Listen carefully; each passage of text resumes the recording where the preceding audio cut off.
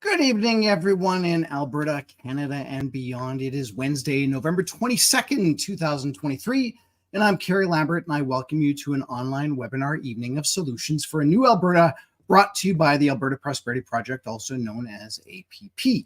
APP's purpose is to educate, inspire, and unite all Albertans, businesses, and organizations to protect their prosperity, individual freedoms, rights, and sovereignty by empowering the Alberta government to restructure Alberta's relationship with Canada. APP is membership driven with a goal of 1 million plus members to help steer the political process. You can find out more by going to the albertaprosperityproject.com. And we are also, of course, taking blah, blah, blah, blah. Sorry about that. We're also doing a petition, registration for a petition. You can go to bit.ly/AB vote yes. I'll put that down at the bottom as well. And the idea behind that is that we need 600,000 signatures in order to force a referendum on sovereignty and independence. And this is the perfect way to do that. So we're going to be talking about a little bit more about that when we get Chris Scott back on here. But tonight's episode is called Out with the Who and In with the New. I like that. Out with the WHO and In with the New with James Roguski, who is an author and researcher and natural health proponent who's been calling out lies and propaganda for decades about government, medical, pharmaceutical, and media. And of course, we also have APP's interim CEO, Christopher Scott, who will be joining us tonight as well. This is a live webinar, so we encourage you to ask questions and make comments throughout this presentation. Just put 3 question marks before your question, so it will be flagged and we can quickly view the questions. And with that, I will now bring on James and Chris. Good evening, gentlemen. Good evening, Kerry. Hey, thanks for having me. Oh, thank you very much. So, James, you've been involved in a lot of things for quite a while. Maybe just tell our viewers who you are, where you are, because that's also another important thing to note, and really why you're on here talking with us, because you have such a vast history that and I'm sure our viewers will really like to know what's going on. Did you just call me old, Kerry? That's an awfully polite way of calling me old. Yeah, that's exactly what I was going to say. Thank you very much. That was well done. Hey, I'm 63 years old, and long story, of all the things that I've done, but the pertinent aspect of it is I was poking around on the internet in March of 2022 and opened up a blog, and it said, "Oh, we've obtained a document." And it was hyperlinked, and I clicked on the link and started reading it. And I was like, what am I reading? What the heck is going on here? Because I had spent the previous month researching, at the time, you got to put this in time frame, February, March of 2022, yeah. I was researching what many people currently mistakenly call the pandemic treaty. Many people have called it that. And at that time, the idea was being bantered around by many groups that have a lot of funding, and they're putting forth proposals. Think of all of the many what they call civil society, all of the foundations and organizations and nonprofits and all the moneyed groups that get together to do whatever kind of fake grassroots that they're trying to do to move society. And there were many proposals. So on March 24th of 2022, I published a big old article, just a summary of all this stuff that was going on. And I thought I was done with it, but I'd spent a month researching. And so I woke up every morning and I'm looking again, and I found something that really was totally different. It was amendments to existing international health regulations. So out of the gate with this conversation, everybody needs to realize these are 2 very separate things. There's this push to create a new international, they're now calling it officially the pandemic agreement, as opposed to a treaty. And that word matters. It really does matter. But the amendments, I had, I knew about them. I knew about the international health regulations, but then I stumbled upon this document that had been submitted by the Biden administration to change existing international health regulations. And I was like, where, what? This is different. And my life hasn't been the same since. So, just a quick question: what kind of regulations are we talking about? Like, what kind of things are in there? Well, we'll have a little bit of fun here because you're making fun of me being old. I'm going to make fun of you being young. I have no idea how old you are. Where were you in July of 1969? Were you even a gleam in your parents' eyes? I was I 6 think months old. I was still a protein strand in a hamburger, probably. Okay, so in July of 1969, I'm sure you've heard the story Yeah. that 3 Americans in spacesuits hopped on a Saturn V rocket and supposedly I figured that's either where took you a were going. trip to Hollywood or they took a trip to the moon and back, one or the other, right? Yeah.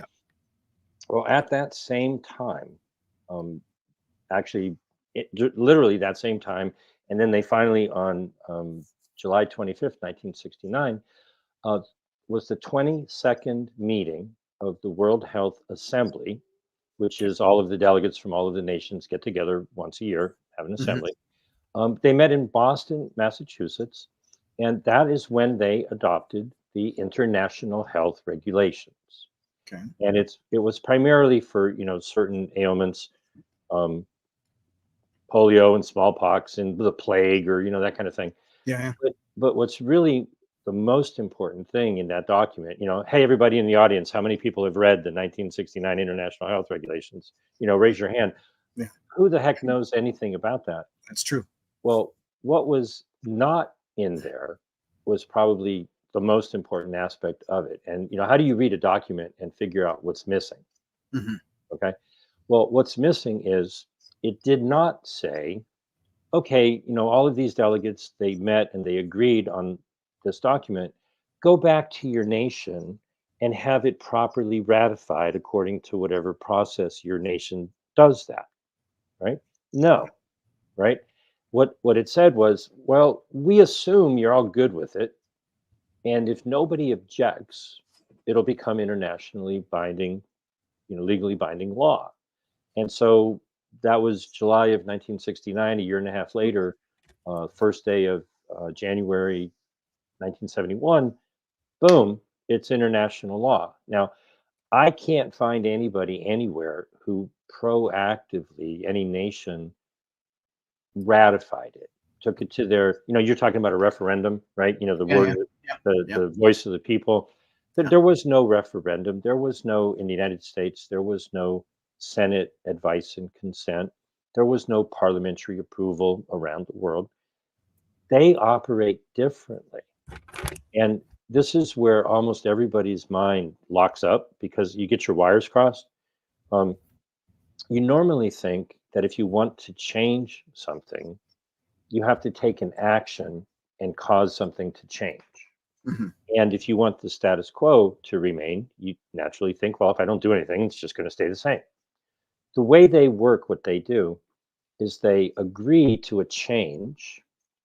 They assume that everybody's cool with the change.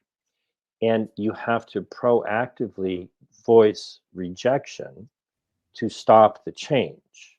If you procrastinate and do nothing, then the change that they agreed to goes through.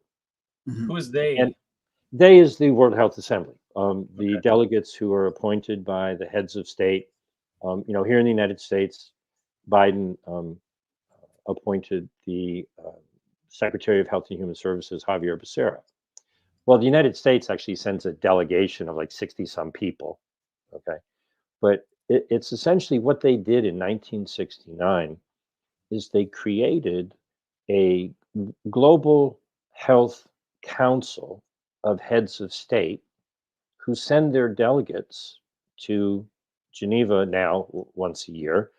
They have the authority to make decisions to adopt amendments, and the heads of state can reject those amendments for their nation, but they're the ones in the mix, pushing this, and so they're highly unlikely to reject it. And what happened in 1969 is any facade of democratic representation was just completely obliterated. You still Mhm. have your sovereignty because your head of state is involved through their delegate that they appoint in this negotiation. So each nation could technically reject them with just a letter to say, nope, Mhm. not for us, no, thank you. But any voice of the people or your representatives in parliament, you got nothing. And that's what people just, it's so wrong Yeah. that people go, oh, it can't be that way, Jim. That's not possible. Of course, in the United States, oh, of course, the Senate, has to give their advice and consent. And so I go, well, could you find anywhere in 1969 where the Senate had anything to say about it? And then in 2005, they made massive changes again, and Mhm. you can't find that the Senate had anything to do about it. In 2022, about 18 months ago, um, they did adopt amendments to the international health regulations. You talk to people about it, and they're like, I didn't hear about that. Nobody told me. There's an 18-month period where the head of state of every nation around the world can reject them. I've been talking about this for 18 months. Yeah. I take that back, 17 months and 2.5 weeks. December 1st is the deadline for heads of state around the world, including the Pope, because the Vatican is, a part of this. Yeah. And the vast majority of everybody in government is completely oblivious, Wow. absolutely completely oblivious. Yeah. And the media, forget the media. Yeah. Um, and so, in doing this research, I did a lot of research in Australia. I've worked for almost a year now with folks in Australia. They put up a webpage, Australia exits the WHO, because when you get yourself into a relationship that's one-sided and not going the way you want it to go and becomes abusive, you can negotiate for better terms, or maybe you just leave. Okay. Mhm. And so what has recently come to the awareness of people there, and I do believe, but I have to admit, I have not been able to dig it out of Canadian law, but I believe from what I have been able to find that Canada and New Zealand and Australia are in a very similar Yeah. situation. Yeah. And it's blowing their minds, because when I dug into the Australian constitution and all their laws, it's kind of interesting. What it says is that all of the authority to engage in these international agreements rests with the Queen. Like, well, that's interesting. They got a little terminology problem. Unless Charles is going to transition, okay, let's just figure they're going to work that out. Yeah. But then it goes to a governor general, That's right. and then it goes to the prime minister and their cabinet ministers and all that. And at least in Australia, and I suspect it's identical or very similar in Canada and New Zealand, all of the authority to negotiate an international agreement Yeah. comes from the monarch through the executive branch. And Mhm. parliament has not a word to say. And thus the people have nothing to say. Wow. And that just makes, boom, head explode, right? Yeah. Now, it's not much better in the United States. The Senate is supposed to weigh in, and they didn't say a damn thing, right? So, is it really any different? Yeah. Um, and so that's a mind bender. Yeah. And the language that they use gets everybody confused, because Parliament in Australia will be called on to write implementing legislation. And when their politicians say, "Oh, we would never pass a law," it's like, "Yeah, right. Look at what you've been doing for the last 3, 4 years." Mhm. They say, "Oh, we would never pass a law that would infringe upon our sovereignty." Right? Well, hold on just a moment.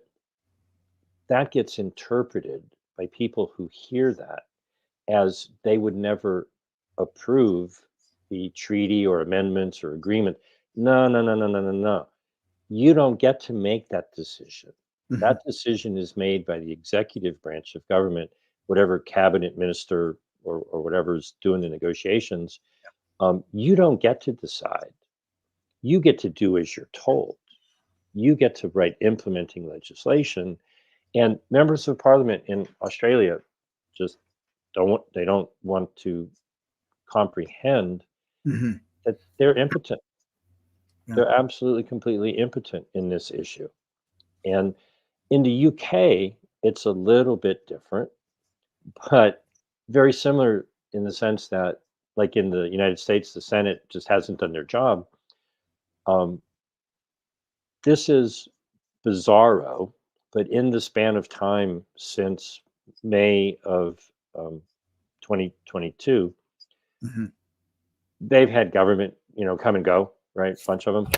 And so the person who was in charge of the office that is in control of all of these negotiations was there when it happened. And then I believe his name is James Cleverly, was in the had the position of minister of this office of all the treaties for about a year. And on November 13th, he goes away, and David Cameron steps in, former prime minister. Yes, And that's so right. they've had three different people in this office, and not one of them has done their duty, as far as I can discern. That office in the UK is supposed to present any amendments or treaties or agreements or what have you Mhm. to Parliament for 21 days. And the UK Parliament is not, they don't have the authority to make the decision or ratify what the prime minister or the health minister have decided, but Mhm. they do have the authority to reject it. But the office that is supposed to present it to them has conveniently neglected to do so. Mm. And their argument is going to be, oh well, there was one person in that office, and then another one, and now another one. Yeah. And Yeah. hey, it's quite frankly, at best, administrative malfeasance Yeah. that makes it so that the people don't have a say. And so, one of the things that we talked a little bit about before we started recording, um, if I can give a plug for something that a good friend of mine has put together, um, Absolutely. tell everybody to go to canadianpetition.com. Canadianpetition.com. My friend Doug Porter in British Columbia essentially organized a team of people to write that petition and submit it to the petition committee in Canada. And everybody has gotten a little bit confused about this. This is a citizen driven petition that the way the structure works, official parliamentary petition. It's not, um, an independent person doing a petition. It's a parliamentary petition. Mhm. It will be submitted to Parliament. Uh, it's going to run until February 7th. And then what you need to do is get a member of Parliament to sponsor it. And Mhm. so, yep, there you go. If you scroll all the way down to the bottom, um, you'll see that Mhm. Doug did manage to get Leslyn Lewis to sponsor the petition. Yeah. She's not the driving force behind it. She didn't write it, or her office didn't put it forth. Um, I think if you go all the way up to the top, you'll see that it was written by Doug Porter, or submitted, I should say. What do they use the word? Initiated by Doug Porter from British Columbia. And so I encourage everybody to spread the word. Go to CanadianPetition.com and sign up. If you go way back down to the bottom again, I think we went over 50,000 today. Yeah. And That's amazing. Yeah. yeah, I'm trying so to juggle a few things here. if you go up just a little That's bit, and amazingly low. if you go up just a little bit and read the last sentence or two of the petition, there's a lot of things. We can dive into it at great depth if you want. It's not that big. Um, Sure. Yeah. That'd be um, great. Canada's membership in the United Nations and its subsidiary organizations, World WHO, impose negative consequences on the people of Canada, far outweighing any benefits. Canada's agreement to participate in the UN WHO Comprehensive Agenda 2030 undermines regional sovereignty and personal autonomy. Agenda 2030 and its operational Sustainable Development Goals, comprehensive sexuality education, United Nations Judicial Review, international health regulations, One Health, and similar programs are being rapidly implemented absent the awareness and consent of the people or their elected representatives. The Sustainable Development Goals have negative impacts on potentially every aspect of life, including religious and cultural values, familial relations, education, nutrition, child development, property rights, economic and agricultural productivity, transportation, travel, health, informed consent, privacy, and physical autonomy. Under the CSE, publicly funded educational institutions are damaging children while concealing information from parents. Normalization of sexual values and activities with regard to children are endorsed and enforced beginning at birth. Agenda 2030 and secretly negotiated amendments to the IHR could likely impose unacceptable, intrusive, universal surveillance, violating the rights and freedoms guaranteed in the Canadian Bill of Rights and the Charter of Rights and Freedoms. And these sweeping impacts on public and private life serve the interests of the United Nations and the WHO and unelected private entities such as the World Economic Forum, Bill and Melinda Gates Foundation, and International Planned Parenthood Federation, while diminishing the health rights and freedoms of Canadians. We, the undersigned, which would be anybody listening who lives in Canada and signs the petition digitally, citizens and residents of Canada call upon the House of Commons and Parliament assembled to urgently implement Canada's expeditious withdrawal from the United Nations and all of its subsidiary organizations, including the WHO. If you disagree with that, then, just ignore it. If you agree with it, tell everybody to go to CanadianPetition.com and put your name to it. Spread the word.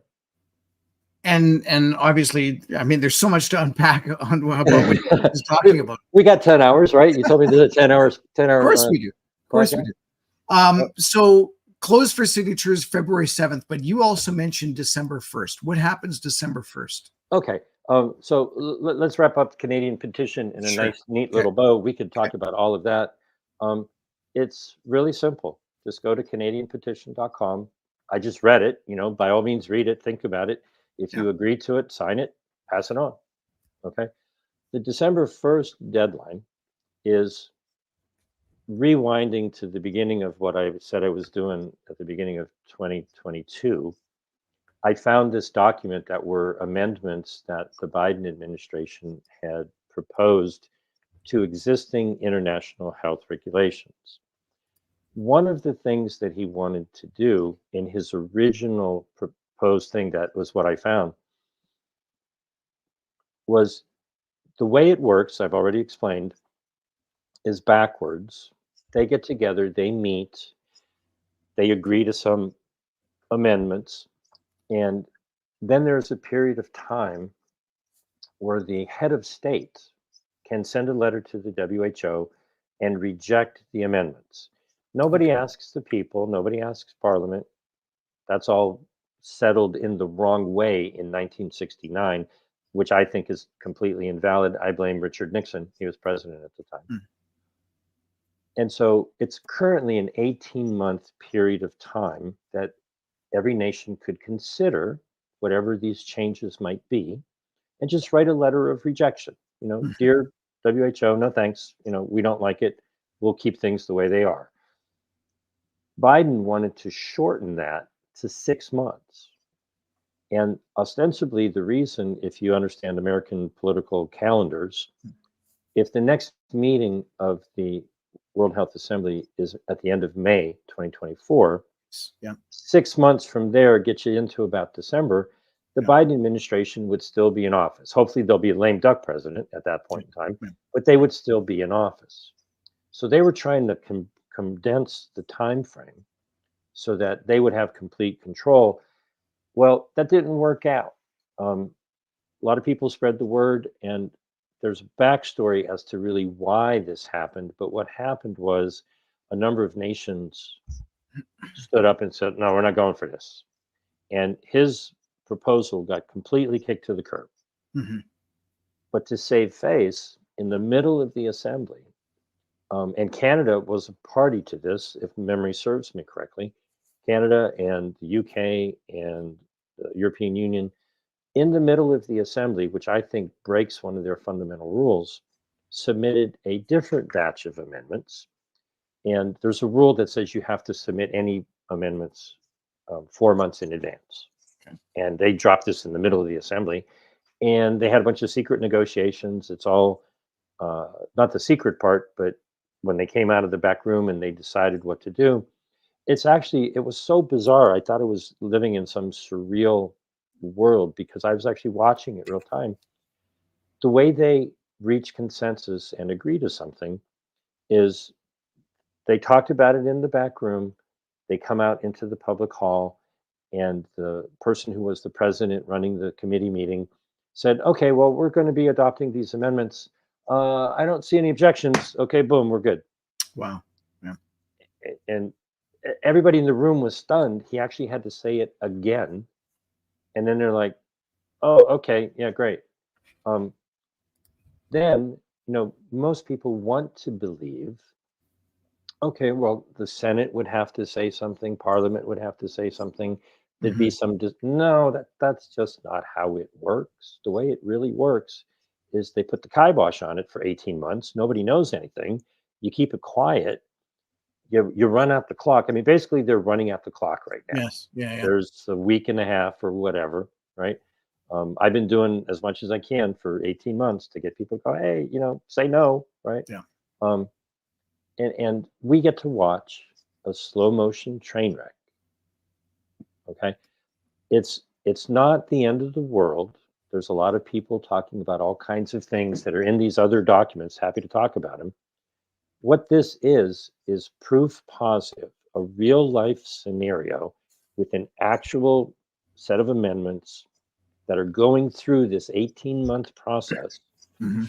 I've been watching it the whole time, and it's an abomination. It's just avoiding any form of representative democratic, voice of the people. Back in April, a different person in Canada, um, Sonia Anderson, I believe is her name. I may be wrong on that. I apologize. Put a petition together to oppose this and say, look, we need to have a discussion about this in Parliament. And bless her, Leslie Lewis also sponsored that petition. Yeah. And it was submitted to Parliament, and it only needed 500 signatures, and it got 18,973. And Parliament pretty much ignored it because they're impotent. And the whole point of this, and this also happened in the UK. I don't know if you know who Tess Lawrie is. She created World Council for Health. She put in a UK petition from April to October, got 116,000 signatures, and their system is a little bit different. They got a public response from the UK government, but they have absolutely ignored their petition. There was no public discussion or public comment. And the UK Parliament, I mentioned earlier, is supposed to vote on whether or not to reject what their executive branch of the government did. Not happening, right? And in Australia, similar thing. In May and June, they had 55,693, I think it was, signatures. And again, the point of doing all of this was to drive home into the public's awareness. Yes. Yeah. Yeah.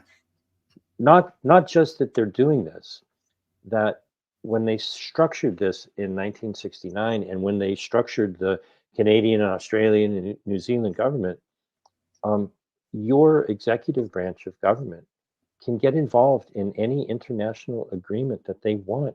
And the way your government is structured, Parliament is impotent. They can't. The reason why they're not doing anything is there's nothing they can do.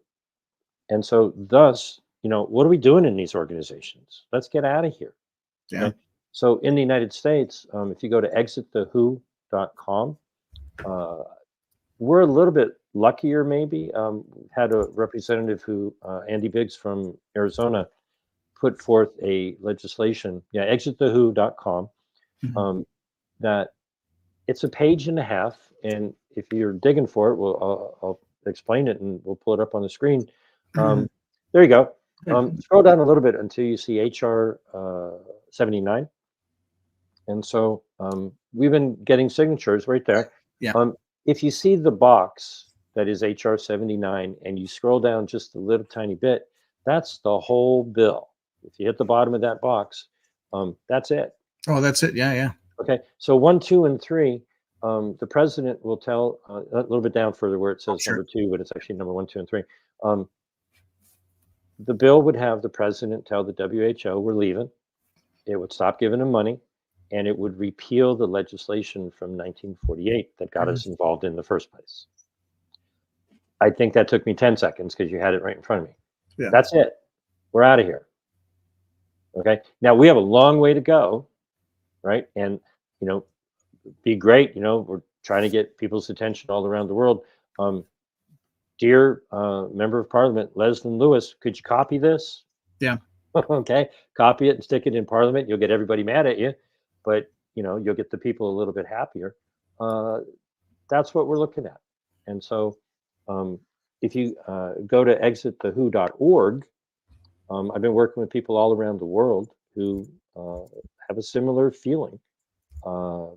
It's a worldwide effort to just say, what do we, you can go up to anybody in Canada and ask them, what has the WHO done for you lately or ever? If you just give a real quick scroll, you'll see that we're all over the place. Yeah. Okay. A lot of stuff going on in Canada, but just, nation after nation, just individual people and groups. Wow. Yeah. I've been a busy boy, reaching out to people all over the world. What is the WHO and why do they exist? And why are we playing in their sandbox? And what are they doing with all the billions of dollars that we give them? And there you go. That's a friend of mine's group down in Costa Rica. So the WHO. There you go. And so our viewers, there's your homework for the next, obviously the next week, to go through and look at all this stuff, because as you can see, there is definitely if you want to know what's really going on this week, okay, go to rejecttheamendments.com. Pretty easy. It's at this point, get informed and get yourself some popcorn and just sit back and watch. There's a couple of letters. This is American centric, okay? And essentially, it's a letter with all of the information that we've sent to our members of Congress. It's got all the links, all the details, all that sort of stuff. There's a letter to President Biden. Well, he's not going to reject it because he's the one who submitted it. Okay. And there's a letter that you can send to Tedros if you wish, saying, I reject it. But basically, just all of the links and all of the information about what I just said is backed up with evidence. I don't deal with anything that's speculation. I just have been reading their documents and talking about what they're doing. And this is the thing that I've been talking about for 18 months almost. And what we need to realize is that is just the living example of what they're trying to do in a much bigger way. Yeah. And a lot of people are getting it all confused. This is not the treaty or the agreement or the accord. And this is not the big pile of amendments that God knows what's in them now. They've been negotiating them in secret for a year. But it's the process that we, the people, did any of the listeners, I know I can't see your hands, but raise your hand. I can see anybody in your government asked you for your opinion about any of this, right? Representative democracy, what happened to it? Well, back in 1969, it's all your fault. You were 6 months old. You didn't say anything. You were busy, sitting on your parents' lap or whatever, watching the moon landing. That's true. Yeah. And Christopher was a protein somewhere. So you're off the hook. I was 9 years old. Who is aware that this stuff is going on? Well, and that was one of the things I was going to bring up, right? right from the get-go was that all this stuff took place when, now we've got the internet, but back then we were spoon-fed everything: TV, newspapers, radio, and we'd only get like the newspaper once a day, so we wouldn't get the updates. And that's one of these things that I've become more aware of, is that every day something happens. And has it always been that way? Or it certainly feels like it, but it's only because we're inundated with all this information that changes every day. If you're on Twitter or whatever, everything seems updated, versus if you just had a newspaper given to you once a day, or maybe even once a week, that's as quick as you're going to get your news. So back in 1969, that's where we were. And again, we were spoon-fed what to read. Obviously, no one was really talking about this publicly. So stuff just goes through. So the nice thing, if you want to call it the nice thing, about what happened with COVID is it really woke people up and said, something isn't right. Let's investigate what's going on. And these are the conversations that, as difficult as it may be to have with your friends and family, you have to bring it up. And don't just, people will say, well, you're a conspiracy theorist and whatever. Well, no, we're just a theorist, because this information is out there. You just have to know where to look. And especially if you can get people like James on and able to talk to him, because he's done that research for us. You mentioned a trigger word. Yes. But I'll let Christopher get a word in edgewise. I thought he was going to say something. Yeah, Carrie never lets me talk. So for those that don't understand, why do we need to pull out of the UN and the WHO? What's the problem? I mean, the United Nations is just this group that's trying to prevent wars, and the WHO wants to make sure we're all healthy. Are they not? No.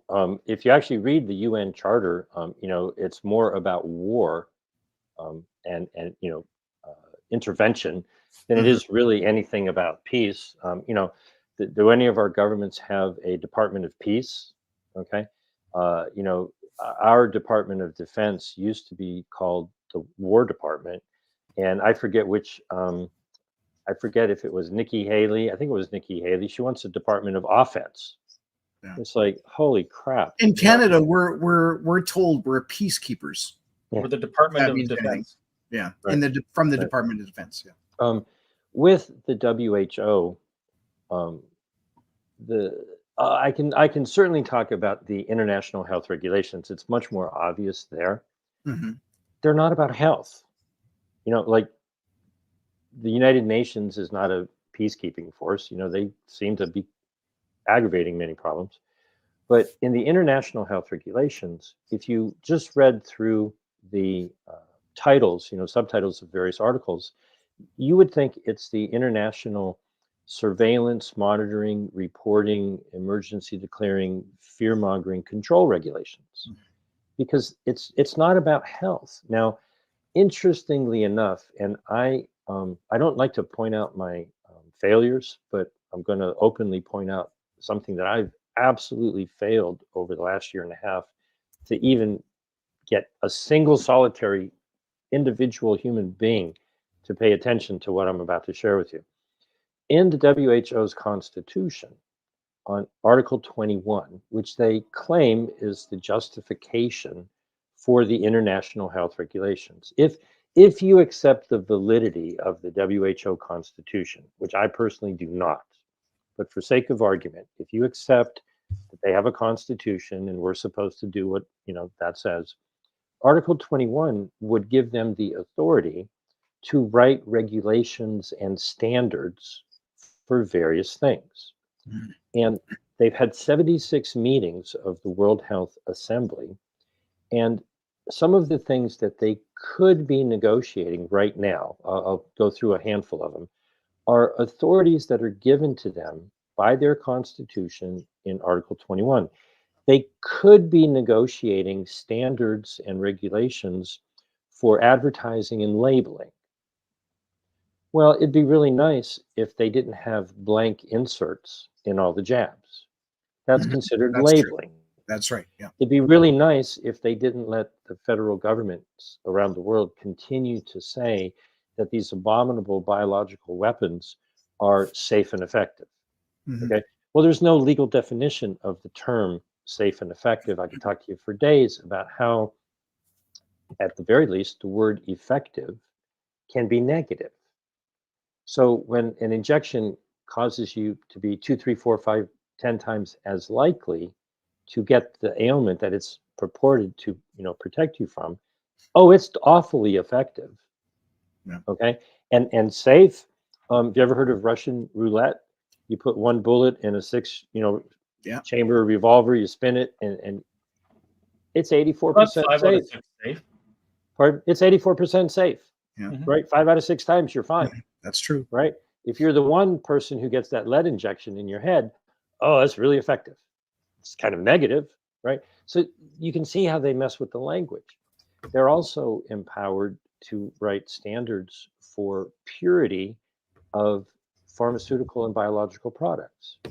Boy, it'd be nice if there were some standards to keep the DNA out of the mRNA jabs. Oh, They're yeah. also they're also supposedly authorized to write standards for diagnostic testing. If you know anything about the RT-PCR, you just go, well, that's a complete and total fraud from the get-go. Yeah. Where are the standards that the World Health Assembly could have adopted that would have prevented that? Mm-hmm. They can write standards for how to determine cause of death. You think that was manipulated much in the last 4 years? Okay. They also have the right to define terminology. Well, what is the definition of a pandemic? They ain't got one. That's right. What is Yes. the definition of a vaccine? They ain't got one. What is a case? What is a safe and effective? And so I've tried to talk to doctors and lawyers and people and everything. The WHO has failed. I take back my words. The World Health Assembly Hmm. has failed for 76 years to write a single freaking regulation on any of that. And they're not doing it now. Mhm. And had they done so, had there been regulations and standards for terminology and death certificates and testing diagnostics and purity of products and labeling and advertising, maybe the people who got away literally with murder over the last 4 years would have had a little bit tougher time. Mhm. They've failed miserably for 76 years to do job one, which is to set standards for how to deal with these things. And they're negotiating stuff we can talk about if you have time, but the things that they're negotiating have nothing to do with health at all. It's all about money. And if you understand what they're negotiating, it's a trade dispute. And they're arguing over how to divvy up the spoils because there's an argument about who made money over the last 4 years. And they're just trying to spread it around because everybody wants a piece of the pie. They're not asking doctors about how to make you healthier. They're not setting standards for all the things I just mentioned. They're arguing over intellectual property and all of the profit tiering that they want to do in the future with a new agreement and amendments to the international health regulations. I would love to invite you to pull up one of my latest articles. If you go to my Substack, and it's Stop This Conspiracy. I mentioned earlier that you triggered me with that word. Call me a conspiracy theorist if you want, but I've got conspiracy evidence. And so with the amendments that they're currently negotiating, back on April 2nd, they had what was supposed to be their next to the last meeting. And they're negotiating this enormous pile. There you go. Expose this conspiracy. What they did on October 2nd was they had another one of their meetings for the whole week, and they that's pretty much it. People now know that it exists. Okay. They can look at it if they want. I'll tell you what's in there. The co-chair of the meeting said, "Well, we know that we have a deadline. We Mhm. know that the deadline to submit any amendments is 4 months in advance of the next assembly, which is May 27th. Mhm. So 4 months in advance of that is January 27th." And he said, everybody here in the room, we pretty much realize we're not reaching agreement. We're not going to make the deadline. And they wheeled out their legal counsel, Stephen Solomon. He spent a good solid 5 minutes explaining Article 55. of the International Health Regulations, which it takes you about 10 seconds to read. It says the nations shall submit any proposed amendments 4 months in advance of the assembly.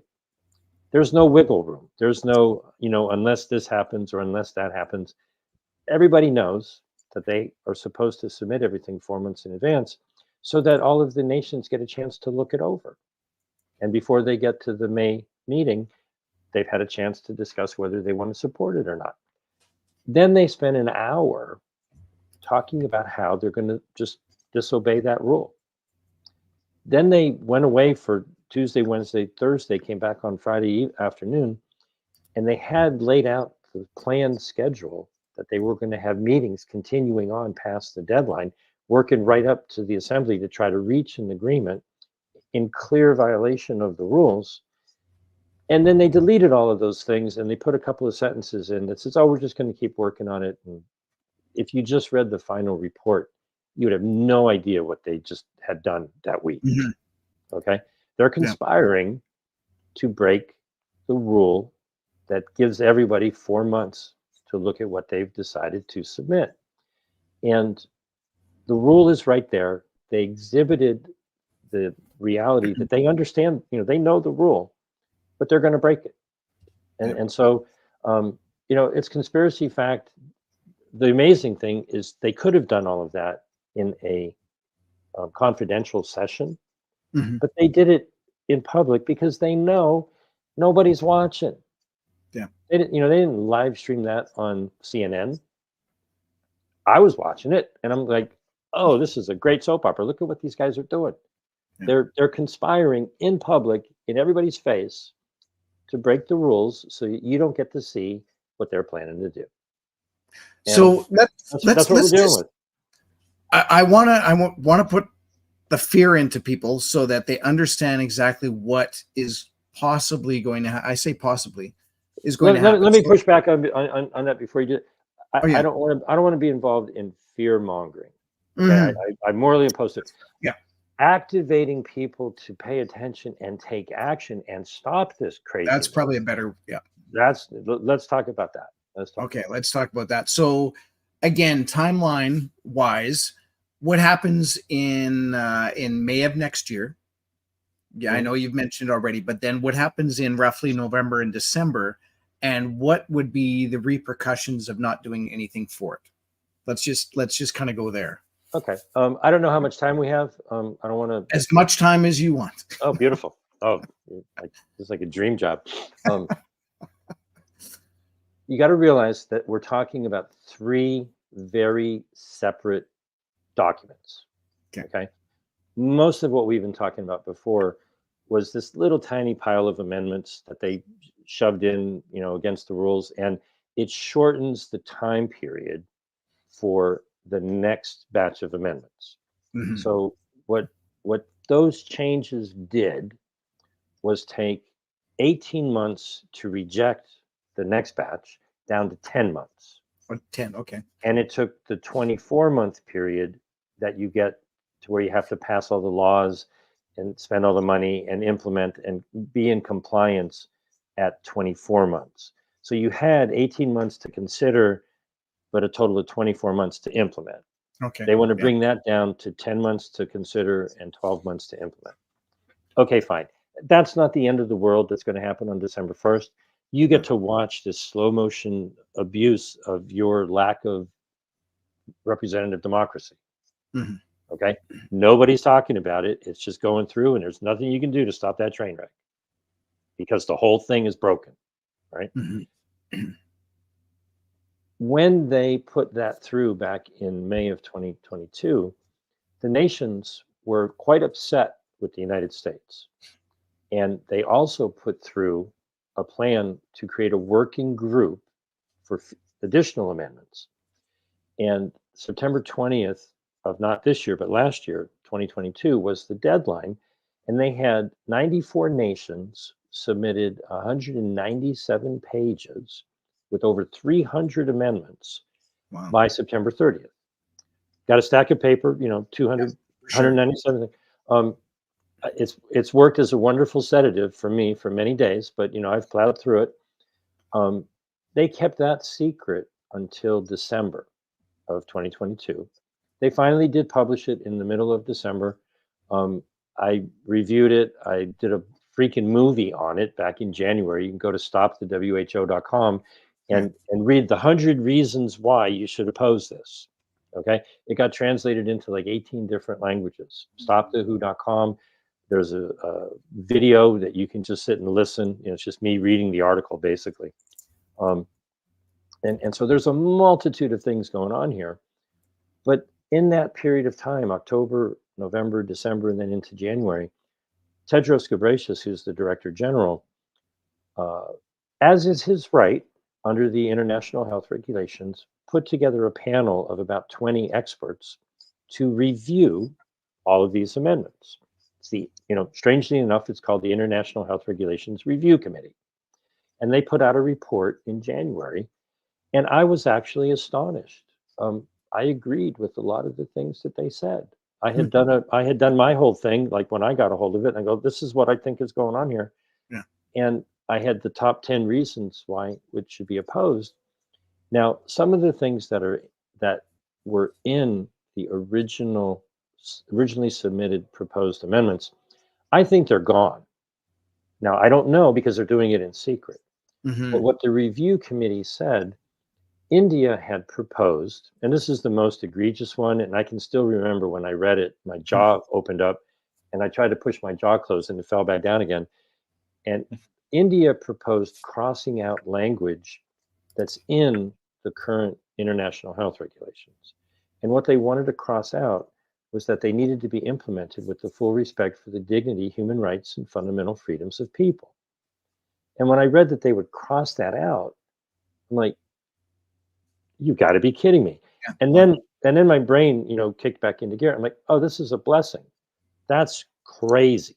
These people are absolutely crazy, and that's evidence that they're crazy. But the review committee report said, you guys are crazy. That's not going to fly. What are you thinking? And shortly thereafter, in what most people call the treaty, it's been in the treaty for the longest time. It says the treaty, they call it an agreement now, shall be implemented with the full respect for dignity, human rights, and fundamental freedoms of people. So for me, that was a little bit of a clue that wasn't going to fly. That was just crazy. I don't know what the hell they were thinking.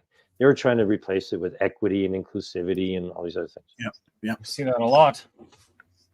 The other thing that I think everybody has unfortunately misinterpreted, misunderstood, misrepresented, and quite frankly, just missing the boat. You got to go back to December of 2021. After a year of COVID, whatever the hell that was, and the jabs rolled out, I think Trudeau bought like 10 jabs for every Canadian, something like that. Yeah, like something 400, like that. They had like 400 million. Yeah. US, bought up everything they could. Europe, Australia, New Zealand.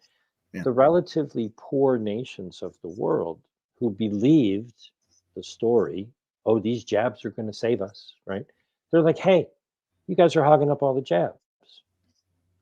So they called for a special session of the World Health Assembly. They normally only meet once a year, but they met right about this time 2 years ago. And they said, hey, you guys are hogging up all the good stuff. I think it's all poison, but that's not what they believed. And so they reached an agreement on December 1st, 2021, that said, we need to have a worldwide agreement, treaty, whatever you want to call it, to ensure equitable access to pandemic response or pandemic related products. Well, that's the jabs, but it's also remdesivir and midazolam and Paxlovid and molnupiravir and everything else under the sun. Yeah. And so that is why these negotiations are happening. There has been, and there will not be an investigation about, well, wait a minute, those things really aren't something you should want. You should be counting your blessings that you didn't get what you thought you wanted. Yeah. I've actually gone to the WHO's website, and it's still up. You can still see it. They have a COVID data page, Yeah. and I've published it many times.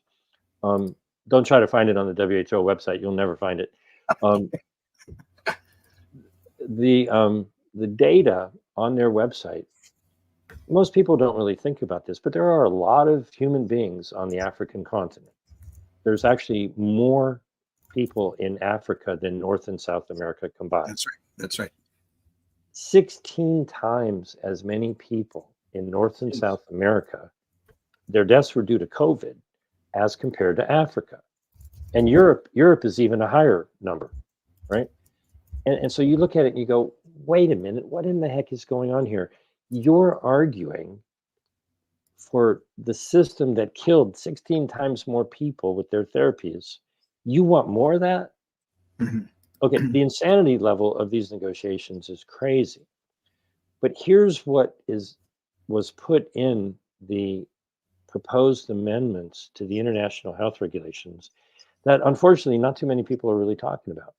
I think it's gone, but you got to understand what they were negotiating for. Mhm. Bangladesh submitted proposed amendments to Article 13A, brand new article. And so did all of the African nations. Very similar proposals. It's like, why didn't you guys get together and just sign on to the same thing? Because it's interesting that they're slightly different, but they're basically identical. And Bangladesh is the nation that proposed changing the meaning of a recommendation that would ultimately make recommendations be obligations, binding. Okay. Okay. So they proposed those change in the wording, but they also proposed, along with Africa, Article 13A. Well, here's what they want, or what they wanted. We'll see if it's still hanging around in there. They know that Tedros, the Director General, can just declare a public health emergency of international concern, PHEIC, or Yeah. fake. Okay, you can't make this stuff up. He can just declare a fake, right? Wow. They wanted to add the possibility for the regional directors in the 6 regions, America, Africa, Europe, Asia, so forth, to declare a FERC, public health emergency of regional concern. Once that's done, they would have the Director General decide immediately on an allocation mechanism. He would decide which products were needed. He would then be empowered to tell Nation A that their manufacturers had to make what he said they had to make and give it to Nation B. Now, I'm not an expert on Marxist, communist, totalitarian, dictatorial command and control, the means of production, logistics, but that's what that sure sounds like to me. Sounds exactly like that. Okay. Mhm. Well, those groups needed to take out the language so that that would not be a recommendation, that would be an order. You will tell your manufacturers to make what I tell you to make and deliver it where it's needed. That's what these nations were asking for. That's why these negotiations are happening. Yeah. Now, that track of 300 plus amendments has been so secretive. You got to worry about what the heck they're really talking about there, because they have let out nothing. No revised version 2.0, second draft, anything. They were supposed to have their next to the last meeting. This is what we were talking about. They're not going to reach an agreement. They want to keep negotiating. They were supposed to submit it on December 15th to the review committee for final review. But ultimately, what's going on right now is they're scheduled to meet December 7th and 8th, and they may or they may not let us see what the latest version is. They've instructed the bureaucracy of the WHO to write up a new version that Mhm. is not a year old. Okay. So at this point, I have no idea what is in that document. I know what was in the original. I know Mhm. what the review committee said. I know that, I can't even begin to imagine that such a clearly Marxist command and control system would be put into place. And the reason why I think that's gone is what popped up in the negotiations for the agreement, which most people call a treaty, is totally different. And I think it's even worse. What came out of maybe what's going on secretly there, but came out into the public domain, is something that they call the Pathogen Access Benefit Sharing System, PABS. I call it the Pathogen Access Bullshit, PABS. Yeah, yeah. And the poor nations are not happy about it because they wanted what they wanted. This would set up a network of WHO authorized laboratories to do genomic sequencing. They have a concept called the One Health approach, which they believe that the next pathogen is going to come from an animal. There's going to be zoonotic transfer. You know, some farmer or somebody's hanging out with their sheep or their chickens or their pigs or something, you know, their armadillos or their kangaroos or, you know, their moose or something, whatever. And there'll be zoonotic transfer of some pathogen. And, you know, that's what pushed them to have the wet market, you know, bat soup concept. They need to have people believe you got to be afraid of animals. Stop eating meat, kill all the cows. You know, some new ailment is going to come from a bat cave or something. Yeah. So they want all of the nations around the world who are relatively poor, who quite frankly live a little closer to nature. You know, they have farms and animals and pigs and chickens and everything. And so they want them to build out this enormous laboratory network to be sampling everything. Stick a swab up every person's nose or somewhere else, or at your veterinarian's office when you bring your pet in for treatment, or your chicken coop bedding, or your pigsty, or your septic system. I mean, in New York and around the country, they're monitoring wastewater. Yes, So they are. if they find some new polio, you know, in your wastewater, oh, lock it all down, right? They know what goes upstream from your septic system. So, oh, this sewer system where we found it treats that area. So lock it down, jab them up, right?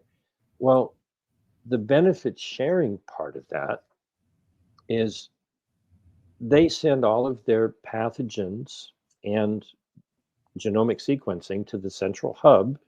And then the pharmaceutical companies that make these wonderfully beneficial products would give 10% of whatever they manufacture based on that information and samples and such, give 10% to the WHO and give 10% at an affordable price to be distributed as the WHO sees fit. Now, that's not an attack on sovereignty. That's just abject corruption. That's just biological warfare being financed to the tune of tens of billions of dollars to get poor people to seek pathogens with pandemic potential, which is actually a term that they're defining, a pathogen with pandemic potential. Go out, find pathogens, bring them into a lab, mess with them, turn them into biological weapons that you inject into people. And now what they're arguing about is the intellectual property and the know-how to manufacture them so that they can make their own, so they can poison their own people. Now, this is absolutely insane, but that's what these negotiations are. Nobody is saying, well, wait a minute, that stuff didn't work unless you're trying to kill people. But they're arguing over the intellectual property rights to pathogens that haven't even been found. And they want to build out the network with tens of billions of dollars. You know, I call it, you know, they have the fake, the public health emergency of international concern. I've been co-opting it for the last year. The real fake is the pharmaceutical hospital emergency industrial complex. They're just trying to get public investment to the tune of tens of billions of dollars to build out what they used to abuse our rights over the last 4 years. So wait a minute, is this still for our health? I'm asking for a friend. um, there's nothing that they're talking about here that is even remotely anything that you would think of as being for your health. This is all about money and intellectual property and the redistribution of wealth. And the argument is, do you do Marxist philosophy to redistribute and control the means of production, or do you build out the biological warfare machine? Mhm. Those are the two choices that they're arguing over. So this is interesting that you brought this up because we had another guest on our show a while back. You may know him, Mr. Sean Buckley, and he was filling us in as to how in Canada, our federal health Canada has absolutely zero to do with health and everything to do with protecting the intellectual property of the patent holders and making sure the market supports the patent holders and the developers. Absolutely. That's what this is. And they put a beautiful facade on it. They have wonderful propaganda. And Yeah. so my concern is that these documents are brutal. I mean, literally, they're wonderful sedatives. You try to read them and they do put you to sleep. There is supposed to be a new version of this big pile of amendments coming out maybe soon. We shall see. But I'm glad I thought to say this. With all that I've said, it actually gets worse. Okay. In chapter 3 of the agreement, that most people call a treaty, Mhm. the structure of the agreement is a framework convention.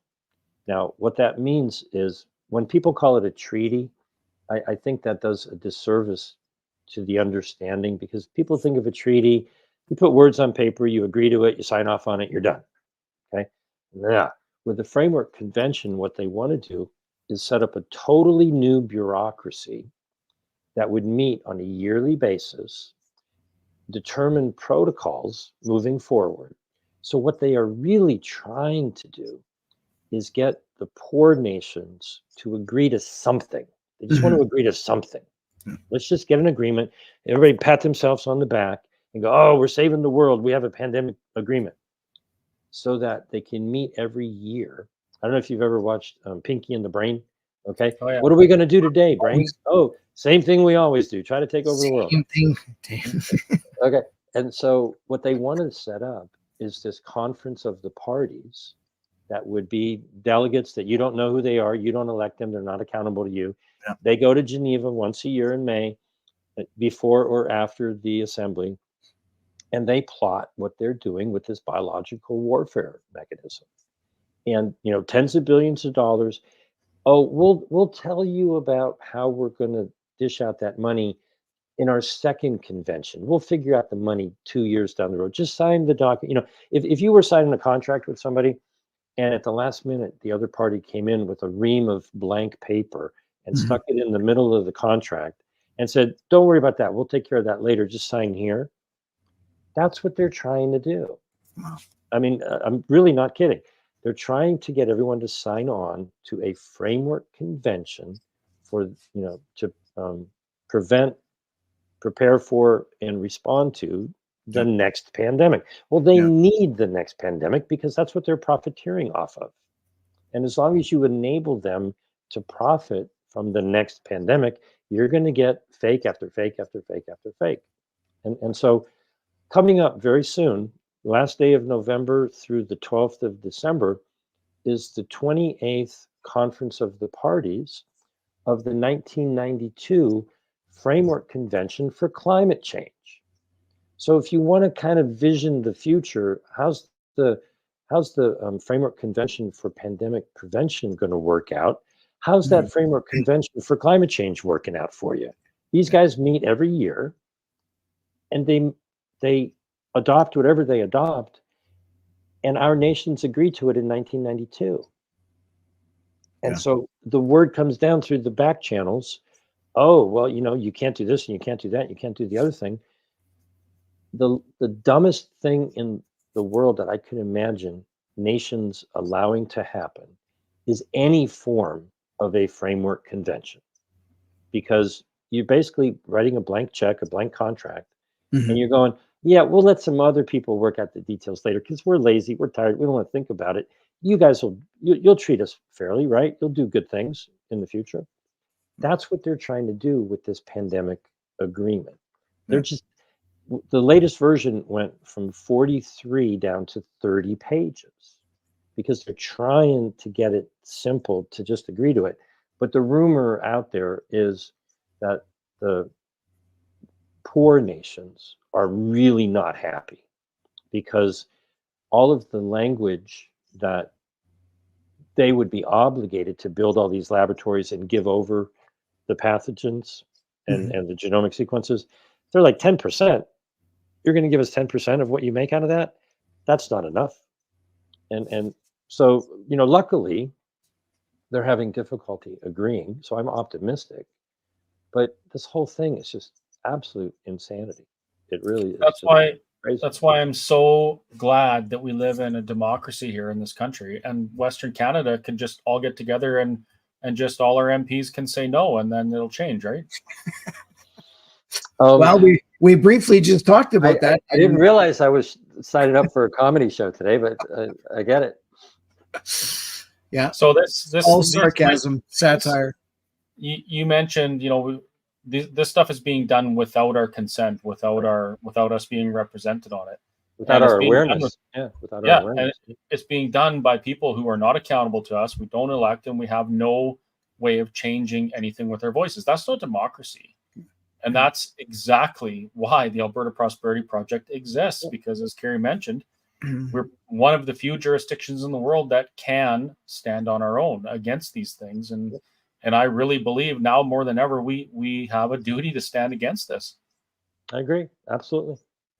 And the whole propaganda thing is what they're basically doing is they're getting the media, and they're even getting our politicians that we've elected to say, the number one thing that's going on is climate change, and we should all be concerned about that. And you get drilled into that by your normal media, your TV, your newspaper, your radio, and it's no wonder. Yeah, it's no wonder that I'm going to say the elderly, only because they seem to be the ones that are more in tune with watching global TV up here. Is one of the stations that just broadcast this over and over again.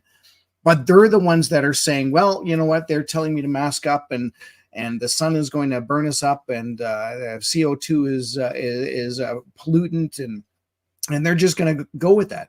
But on the other side, we've also got the younger generation, which is, everyone says you got to go to university, you got to go to college, you got to get educated, blah, blah, blah. So they go there, and then they're inundated with all this propaganda, even from their professors. They're all saying, you know what, we should be worried about climate change. What can we do to do that? How can we save the world? And the reason is because there's a problem that we can actually make money off of. How are we going to do this? You know what? We'll bury all the CO2 in the world so that it all goes away. And in the meantime, we're going to run out of CO2. I mean, every time we have these conversations with guests that are as amazing as you are, thank you, James, for doing all the research that you do. Yes, thank you. It is just another thing that goes, wow, something else to be concerned about. I can hear in my mind anyways, people in the audience listening, well, what do we do? Right? Yes. What do we do? Shoot your television first. Yeah. Okay. Yeah. That's the first thing. I had an experience half my lifetime ago. Give you the short version of a long story. I was advocating with the local television station that rather than tell us what happened at the latest city council meeting or school board meeting, could you have a calendar and tell us when the next one's going to be so that we could, maybe have something to say about it? Yeah. And I was getting pushback. I was getting an argument. I thought, well, a community calendar, that'd be a great thing for a local TV station to have, right? Duh. Makes And I was sense. getting got into an argument. And so the station manager was about 15 years older than me at the time and pulls me aside, stops the meeting. Hey, let's calm it all down. Very condescendingly, he comes over, puts his arm around me, and he goes, let me help you out, kiddo. We don't give an F about our viewers. Our advertisers pay the bills around here. Wow. Do you get it? that was not necessarily my first red pill, but that was a big honking red pill, and it went down easy. It was like, oh, duh, right? Of course. So for half my life, I've realized that the purpose of the media is to distract you. Hmm. I don't know if you remember a year and a half or so ago, Will Smith gets up at the Academy Awards and apparently smacks Chris Rock. I don't have a TV. I haven't had a TV. I've never personally owned a television. Hmm. Proud of that. Don't have cable, don't watch TV. I get my news however I want to get my news. A friend of ours called us up and says, everybody, alternative media, mainstream media, everything, that's all they're talking about. And she said, what do you think it is that's going on that we're not supposed to be paying attention to? Bingo. Because whenever you see the distraction, you go, yeah, okay, there's a distraction. Where should I be looking Yeah. to see what the heck is going on that they don't want to talk? If it's on the news, it's a distraction. Even if it's real, what is it that they're not well, they're not putting this conversation on the news, and they never will. And how many other conversations? Okay. So if you want to do something, I'm speaking to the folks in your audience, take the link to this video and make this video go viral to the best of your abilities. Now, that doesn't mean you take the link and you post it on Facebook and you let their algorithm do it for you. Okay. That's not how that works. What I'm talking about is on a personal human to human basis, right? Get out your phone, right? Most people have one of these, right? Go down in your contact list and start with A, Anne and Anthony and Angela and Bob and, Billy, right? Take the link and text it to them. Go down the whole darn, it might take you a couple of days. I don't know how many people you got in your phone.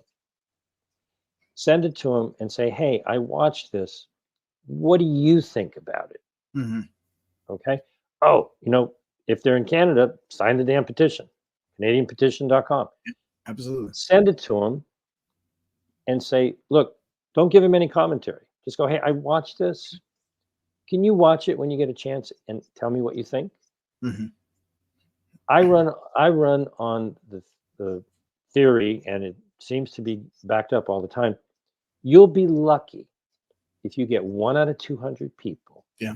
who go, what the hell? I had no idea. What are we going to do? Right? You'll probably get 45% who are like, yeah, whatever. That's crazy talk. You'll get 45% who they might sign the Canadian petition, but they're not really going to do anything. But that's okay. We'll take the signature and run with it. All right. You'll get maybe 10%, maybe 20 people out of 200 who are like, oh, thanks for telling me. I had no idea that was going on. I didn't understand the way international agreements don't necessarily take us into account. Yeah. You're I refuse to call them leadership. The people who are holding office in your executive branch of government are free to do whatever the heck they want to do. And, how do you rein that in? Right. Hmm. Well, step number one is the petition says to Parliament, we want out of this organization. Get us out of here. Now, is that going to happen? Hell no. All right. I mean, you got to change government. You got to get new people in. But if, 50,000 people have already signed, if it's 100,000, if it's more, right? Now you know that you're not alone. And what if? That's right. Exactly. Yeah. I hate to bore people with mathematics, okay? Right. But Math's awesome. I'm told by you that you have more than 100 viewers. Yes. Okay? Yeah. So say 100 viewers tell 100 people, and they do it again. Yeah. Do the math. That's 1 million people. Yeah. Right? Do you have 100 people in your phone? Could you tell them? Could you say to them, take this video and share it with 100 people, and another time and another? You do it a couple more levels, it's 10 billion, right? So this could, I don't know what your biggest video ever is, right? Truck. Why wouldn't it be? Definitely Convoy. Yeah. Over sure. 1 million. Yeah. Okay. For sure. Hey people, how hard is it to copy a link, get some popcorn, watch, a movie or something, and sit there and just go copy down the list, text, Yeah. send, copy, paste, send, copy, paste, send. Copy. I do that often. I'll go to sleep at night, turn off my phone. I wake up in the morning, turn the phone on, ding, ding, ding, ding, ding, ding, ding, ding, ding. You know, and most people are like, I had no idea whatever it was I sent them, right? Thank you so much. I didn't know, right? If they think it's wonderful that the WHO is, building out the biological warfare mechanisms around the world, and they're all for it because they're in that industry and they're going to profit from it, hey, get yourself some new friends, right? But then go to your email address and send an email to everybody, and then go to your social media and DM everybody, and post it on wherever you want. The algorithms don't work with you, but post it anyways. Yeah. And here's where it gets crazy. You guys probably found me this way. I give my phone number every time I do an interview. I'm in California. My phone number is 310-619-3055. You can put it in the scroll if you want, if you can. Do exactly that. Jamesroguski.substack.com, 310-619-3055. I know this is like way too much information. I get it, right? And so if you care and you want to get it all straight and you got a question, by all means, give me a call. Happy to help out. I've met awesome people all around the world, many people in Canada. That's amazing. To open yourself up that way. That is, yeah. There's a lot of beautiful people in the world. And, what it really comes down to is, if you look back over the past 4 years, what did they really accomplish? They shattered relationships. Yes. And I'm busy building relationships. It's like, hey, if you're already here at this point, what is it? We're an hour and a half into this, 20 minutes. You're my kind of people. Give me a call. I'd love to meet you. Right. Then you have a new relation. The problem is so many people are like, oh, my family, I can't convince. Love your family. Let them be who they are. Yeah. Go make new friends, build new relationships, Yeah. build a better world with people who want a better world. Yeah. And at some point, your family will go, he was right. I don't want to tell him he was right, but he was right. And you just keep being right. Just keep speaking the truth. Stand in your truth. And if people don't want to take the red pill, if you ever watch the movie The Matrix, you can't make them take the red pill. They have to be curious enough. And so one of the things I've learned is, I'm going to guess, I don't know if you guys have seen The Matrix, the movie. Have you seen that, Chris? No. No. Okay. Just kidding. I'm going to spoil it for you. We talk about that in 1984, and Network. There's a scene in the movie, right, that I think is one of the important scenes, where Neo comes to meet Morpheus, and they're talking, and he's like, "Why are you here?" He's like, "Oh, there's something that's nagging you. There's a splinter in your mind," right? Yeah. What I encourage people to do with their blue-pilled family and friends is ask them questions like, have you read the International Health Regulations amendments that the World Health Assembly adopted in May of 2022, and could have been rejected by December 1st, but looks like nobody's doing anything they're going to go through? Did you read them? We already know the Oh, answers. you know what? I'm late for an appointment. I got to go. See you later. Bye. Yeah. Okay. You see somebody wearing a mask. Okay. I assume you run into people from time to time. Yeah. Hey, I got a question for you. I used to work in construction. I did some really dirty jobs.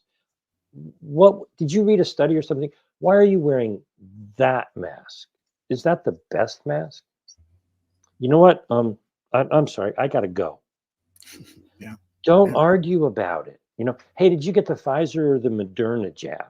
How many did you get? Well, if you got the Pfizer, that's only got 30 micrograms of the mRNA in there, but the Moderna's got 100. Did you get the one with the less or the more? And why'd you make that decision? Oh, never mind. I got to go. Okay, my girlfriend's calling. I got to run. Whatever it might be, put that splinter in and walk away. The problem is most people aren't as concerned about reality as much as they are their own realities. Right. And so if you're trying to push your red pill down their throat, okay, If you watch The Matrix again a couple of times, it's like they got to want it. They got to want to know. And if they're still wanting to be in the Matrix, if you watch the movie, they're like, they are your enemies. They may be family, they may be friends, but they will fight you. You have to put a splinter in there, get them thinking, and let it fester. And it takes patience because, after 4 years, if they've continually been drinking Kool-Aid Yeah. and swallowing blue pills, watching the media, doing what the government tells them, just going along to get along, trying to shove it down their throat is just not how it's done. I don't know I what like it's the- like down there, but right now in Alberta, that's statistics show us that's only about 14% of Alberta. So that's a good sign. Yeah. I like the splinter analogy, and actually, we just finished doing a tour around Alberta. It was called the Ambassador for Sovereignty Tour, and Chris was actually speaking about how to. Well, Chris and Corey Morgan, who is a columnist for the Western Standard, which is a online newspaper. Actually, yeah, an online newspaper here in Alberta. And we were going around talking to people about how to have these difficult conversations. And maybe, you tell 5 friends and they tell 5 friends and they tell 5 friends. And basically, you fill up 1.5 million people within like 6 weeks. The idea behind having these conversations and getting the word out, I guess, does seem very difficult to do. But I almost think it has to be part of everyone's mantra right now. Like Yep. everybody needs to do it. We all have a responsibility of doing this. If your eyes are open, you have the responsibility of doing this. If for anyone watching this, Yeah. okay, it's easy to take the link to this video, Yeah. and share it with absolutely everybody. If you don't, you're as bad a censor as Facebook or Twitter or anybody else. If you go through your list on your phone and you go, oh, I'm not going to send it to that person because they're not going to want to hear it, please realize that you're censoring information. That's very true. If you send it and they choose, I pronounce one of the English words, I pronounce a word in the English language differently. If there's something that you know about and you don't tell me and I'm not aware, bad on you, right? If you tell me and now I am aware and I choose to be ignorant of it, doesn't mean I'm stupid. I might understand it. But if I choose to ignore it, I am ignorant. Yeah, So that's right. your responsibility as a member of society, if you come across something that you think someone else should maybe be aware of, it's your obligation to share with them. It's not your responsibility to convince them that it's important.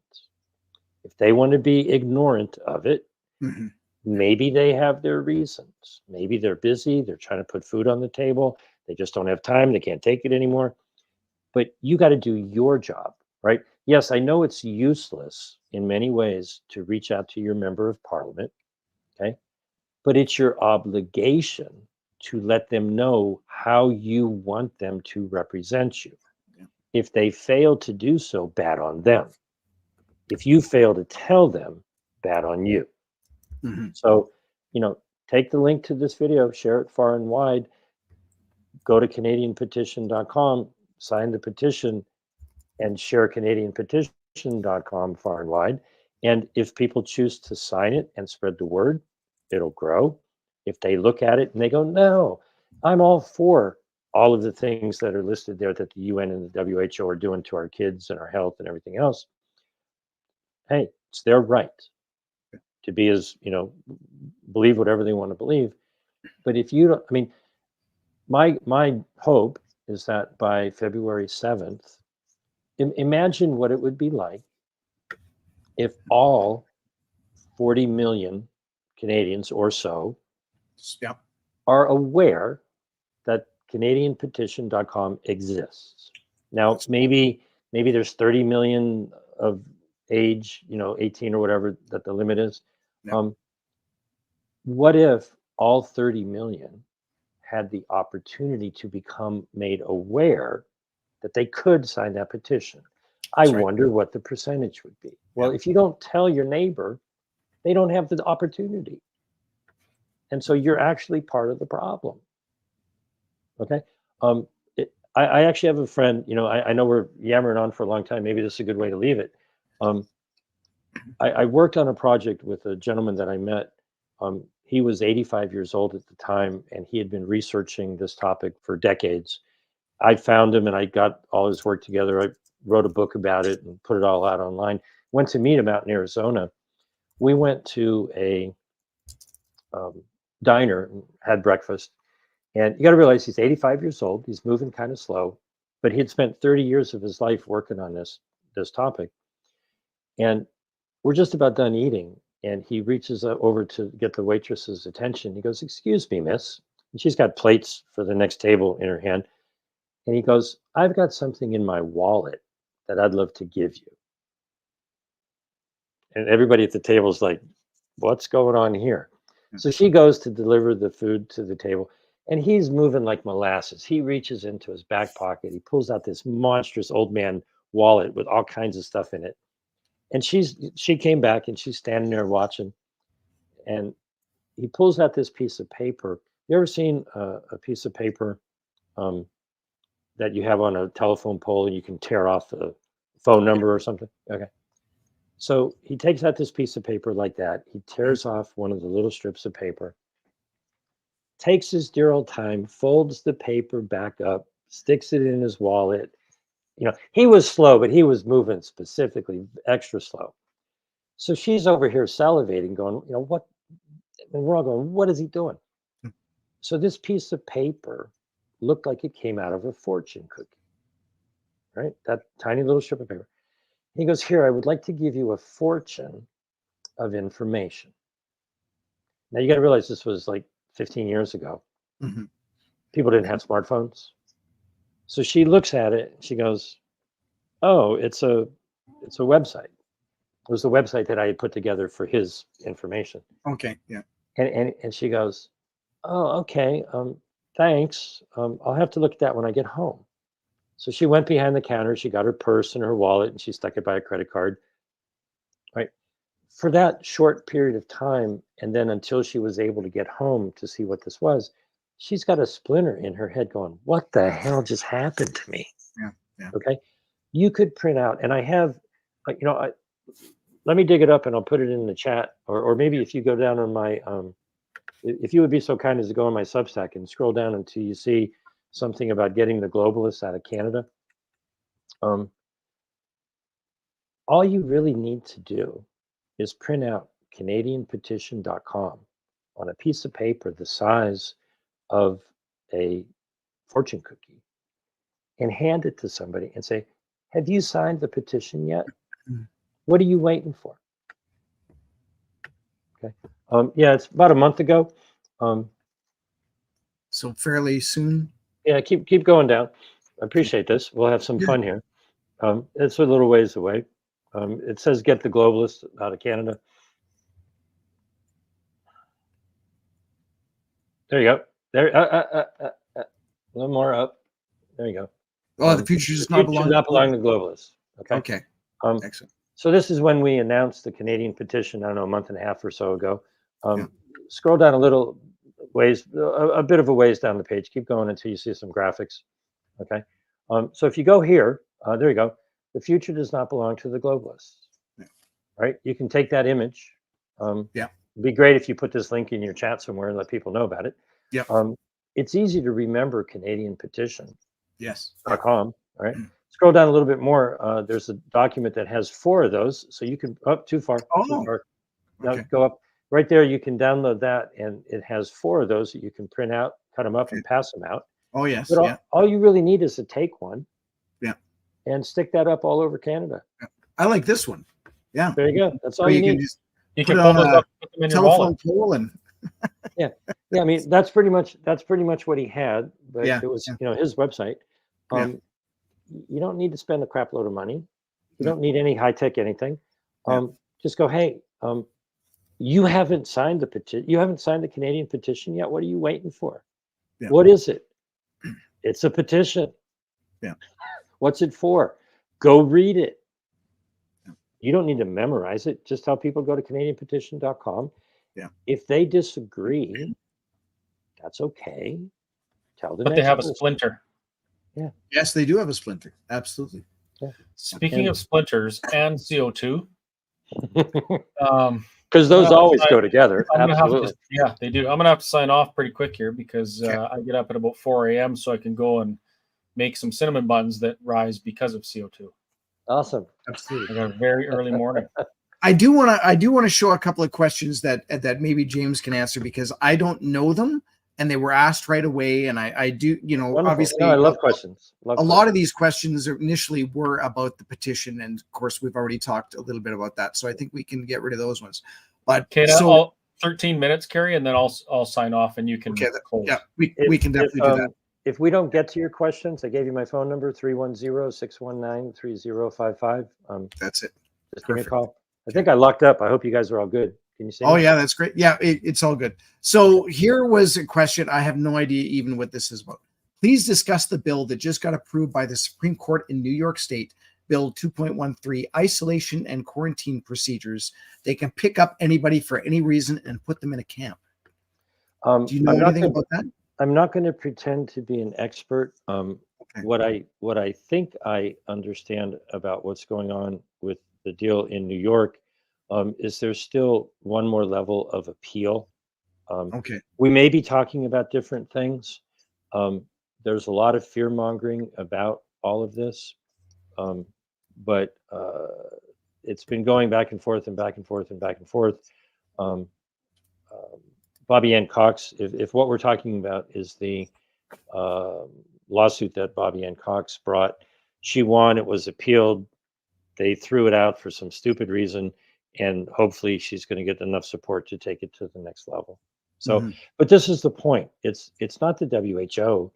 It's your local governments that are just absolutely insane and are more Mhm. than happy to have, step all over your rights.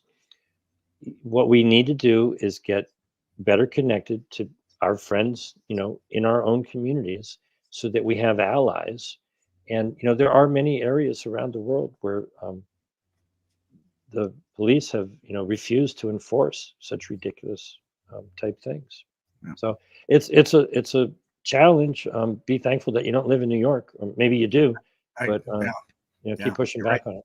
There will be people that are watching this from New York Mhm. because I do look at the stats and it is amazing how far our reach is. Mhm. So Don asked, does this online petition, of course, the Leslie Lewis petition, require more signatures than paper petitions? I heard that 20 digital signatures were the equivalent of one on paper. That's a good discussion to have. Go ahead. There's no paper involved. It's Yeah. an electronic petition. The purpose of this petition is to help you identify who your allies are in this world. Yeah. Please don't think that a petition is going to change the world. If you understand what a petition is, it's your statement that you want. Oh, did he freeze? Oh, He got blocked. Oh, there you are. yep. All right. Yeah, James? it was acting up and it blanked out. Did it come back? Yeah, you're back. Yeah. Okay.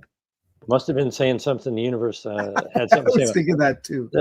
The whole point of any petition really Yeah. is to give people an opportunity to tell their government what they want. It's your freaking obligation Yes. to tell your representatives what you want.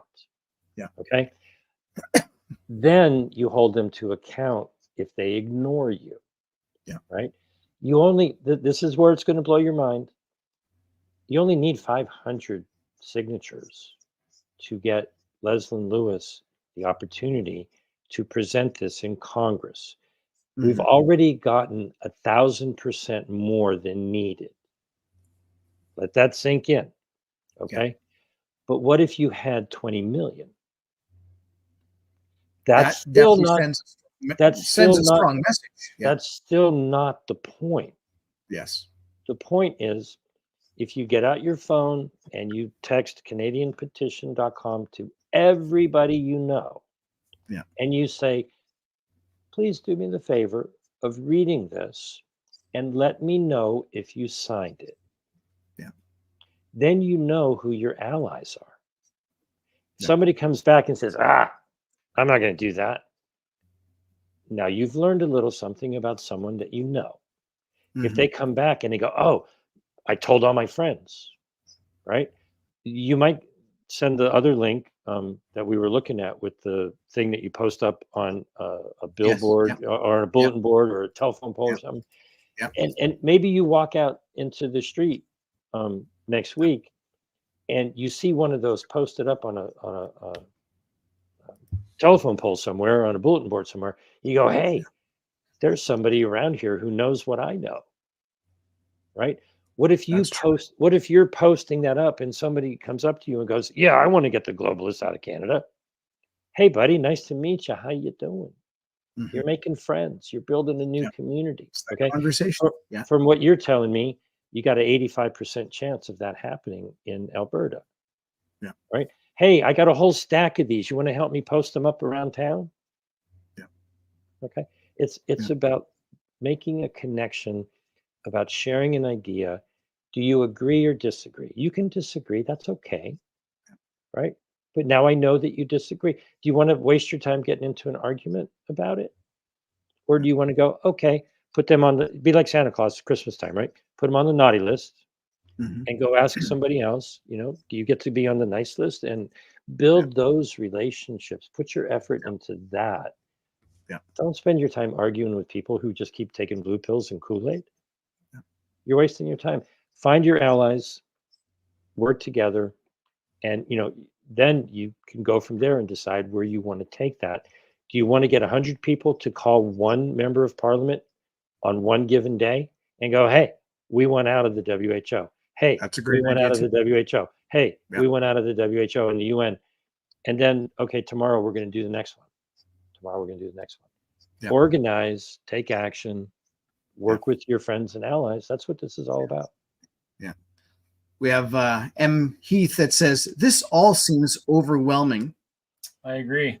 And Leaf says, thanks for bringing James on. Been following him for well over a year. So that's awesome. And Lynette also says, so comfortable to know there are people like you three who understand what's happening and let us know. You present the truth in a way that we can understand. Thank you. So we get a lot of those comments and compliments, but thank you for our viewers for watching this. Let me give you one aspect of my secret. Okay. Sure. I managed a mom and pop urban nutrition store for about 15 years. And if anyone has ever, so I am beyond anti-vax. I am anti all things pharma. There's a couple of things that pharma makes, some bioidentical hormones and insulin and things like that, save lives. I get it. There's a few exceptions, but it's a poison selling industry designed to make you sick under the guise of thinking that you're healthy. Okay. Now, I don't know if anybody here or anybody listening has ever heard of Bach flowers. Edward Bach was a homeopath and a well-renowned physician in England almost 100 years ago. And he got to a point where he was sensitive and he could recognize what various plants triggered emotionally in him. And one of the flowers that he turned into a flower essence, they're not aromatherapy, they are an emotionally balancing therapy that your doctor will never tell you about. Hopefully you guys can see this. It's a little bottle of elm. Okay. Okay. It's one of the easiest ones to remember. All you do is take a little drop of it. He discovered that when he was in an elm grove, that any sense of being overwhelmed went away. Wow. So for the person who said this is all overwhelming, trust that your doctor is never going to tell you about Bach flower essence elm to help you deal with all of this crazy shit that's going on. Hmm. Okay. So don't be overwhelmed. Bite off what you can chew. Take a little tiny piece of it and go, what can I do that will help the world? Yeah. And then do it. And if that is, you know what, erase everything here and just go, hey, this all sounds good to me. What can I do? You can share this video with somebody. You Mhm. can print out that little take one, tear off Yeah. flyer. You can Yeah. take the digital version of the graphic there. Yeah. Yeah, exactly. Canada's trying to ban naturopathic They remedies. are. Yes, they are. Sign that petition too. Yeah. Exactly. And spread the word and Yeah. find, but more importantly, share that petition with somebody and communicate with them and ask them, did you sign it? And if Mhm. they say no, put them on your naughty list and move on.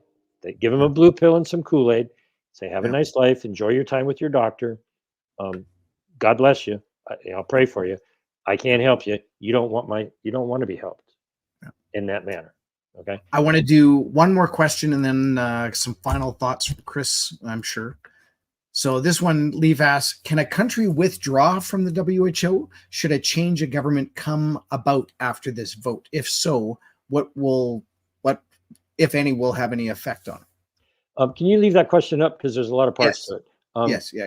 Can a country withdraw from the WHO? Yes. Just stop the question right there. Yes. Whenever the core agreement of how you got into a treaty has been violated, anybody can leave. You take any contract, one party violates it, you're out the door. Okay. Should a change of government come about? Doesn't really matter, but you're probably going to need a change of government because Mhm. the current one isn't going to go there. Yeah. After this vote, there is no vote on December 1st. The adoption happened 18 months ago. What's going on December 1st is your wonderful prime minister could write a letter to the WHO and reject the amendments, but their government supported the submission of these That's right. amendments. So that's probably not going to happen. Yeah. Okay. You get to voice your feeling about it. And if they ignore you, that's just another nail in their coffin. Um, if so, will that have any effect? There's a lot of questions in there. Um, everything you do in life has an impact on the universe. And so do whatever makes sense to you. Take whatever action you feel comfortable taking. But, out of the who and into on with the new, what is it you want the world to be? Just start Mm. working towards what it is you want, like you guys are doing, with the project that you've got coming with the referendum and sovereignty. Take an action step, call up, the gentleman here and say, look, how can I help? What can I do? Make it easy, make it simple. But it's the same idea. Find out who your allies are and bring them all together. Mhm. There you go. Chris, any words before you leave us? Well, I mean, this should be just firmly entrenching the idea that Alberta must stand up for our own sovereignty. If our federal government is taking us down these paths, and this is not the only one that interferes with our sovereignty and interferes with our rights and our freedoms, and actually right into our, our health, like actual health. Mhm. What are we waiting for? Do we just want to wait until these things have gone so far that we can't come back, or do we want to stand up now and be the beacon of hope for the rest of the world and show them that no, you don't have to do this? Yeah. If there's anything I've learned over the last 4 years, that is that when something is wrong, like really fundamentally wrong, you stand up and you say no. Enough is enough. I'm not going there. And it is critically important for Albertans to do that. So if you are on board with this and you are our allies in this crusade and this journey for sovereignty so we can protect ourselves from these things, become a member of the Alberta Prosperity Project. I say this all the time. It's not that we want your $20. We need it so we can keep doing things like this and get these messages out and get in front of people. Also, get over to bit.ly/AB votes yes. There it is. Yeah. AB votes yes. And add your name to the list of Albertans who intend to vote yes on a referendum for independence, or trigger a referendum for independence, I should say. Yeah. It's necessary. These steps, it seems like a big task, but this is a math problem. It's about exponential growth, and James said it as well. One person tells another person, or they tell 5 people, they tell 5 people, and before you know it, you've reached 10 million people. So that's how we win this. And don't forget to share this stuff, because lots of people don't even know we have these problems. I mean, here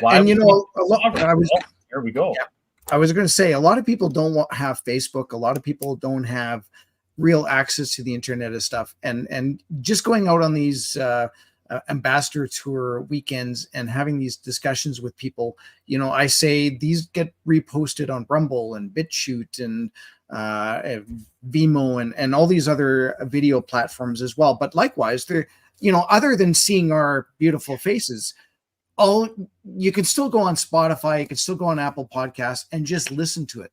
And it's amazing the information that you can get. And here's a little trick that I usually do. If I listen to an audio podcast, I don't listen to it at one-time speed, meaning I don't listen to it at the way we're talking right now. I usually listen to it as about a 1.67, and it's amazing how after maybe 15, 20 seconds of listening to the words being spoken faster, your brain catches up and it actually is really good at processing that.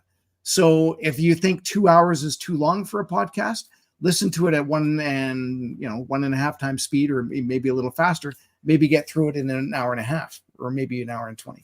Little things that, knowledge, the more you know, right? Yeah. So with that, thank you so much, James, thanks for having me. It's been a pleasure. Anything I can do to help you spread the word, by all means, get this link to me as soon as it's up and running, and I will. Off we go. Absolutely. Thank you so much, James. Of course, we do this every Wednesday webinars, and we have new speakers, new information.